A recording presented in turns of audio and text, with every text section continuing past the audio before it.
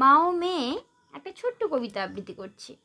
কবিতার নাম রবিবার, লিখেছেন রবীন্দ্রনাথ ঠাকুর। সমমঙ্গল বুধ এরা সব আসি তাড়াতাড়ি, এদের ঘরে আছে বুঝি মস্ত হাওয়া গাড়ি। রবিবার সে কেন মাগো এমন দেরি করে, ধীরে ধীরে পৌঁছায় সে সকল বাড়ির পরে। আকাশ পাড়ে তার বাড়িটি, দূরে সবার চেয়ে সে বুঝি মা তোমার মতো গরিব ঘরের মেয়ে। সমমঙ্গল বুধের খেয়াল থাক বাড়ি জন্যেই, বাড়ি ফেরার দিকে ওদের একটুও মন নেই।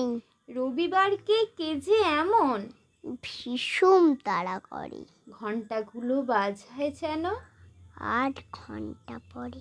নমস্কার।